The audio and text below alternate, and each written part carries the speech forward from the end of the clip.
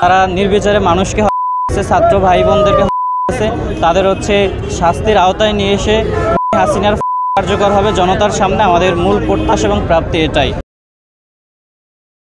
বাংলাদেশের যে আর কোনো কায়েম না হয়, সেটা যে কোনো দলের হোক, যে কায়েম না হয় সেক্ষেত্রেও সর্বোচ্চ সজাগ দৃষ্টি রাখা।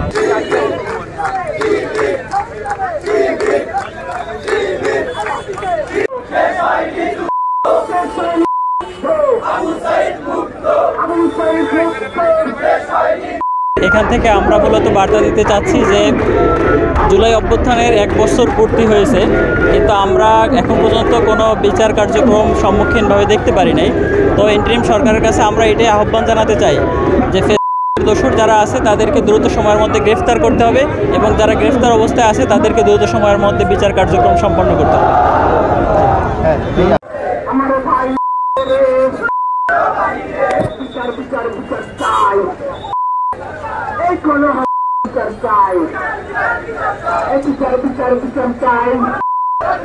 মানুষকে আহ্বান জানিয়ে সকলকে স্বাগত জানিয়ে আজকে এই চত্বরের নাম ঘোষণা করতে চাই।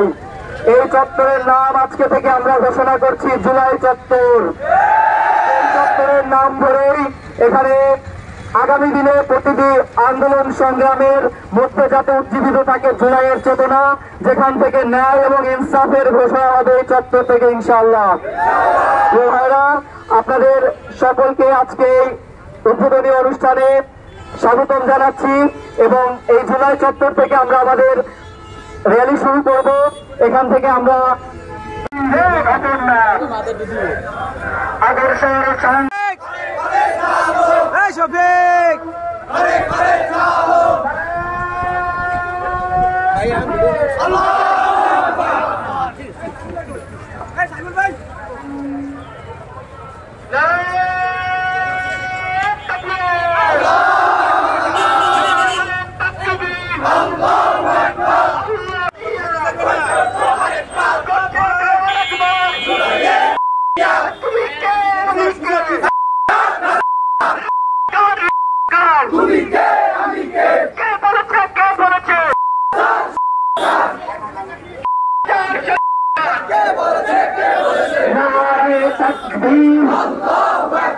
ইসলামী ছাত্র শিবির জিন্দাবাদ, জিন্দাবাদ, শিবিরের প্রণাম।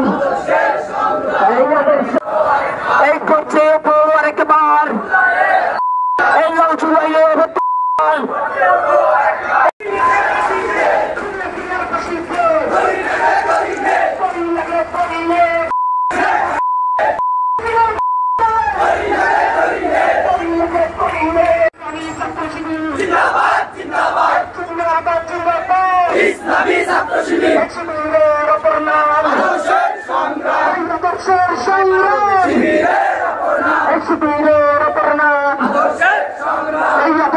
সংগ্রাম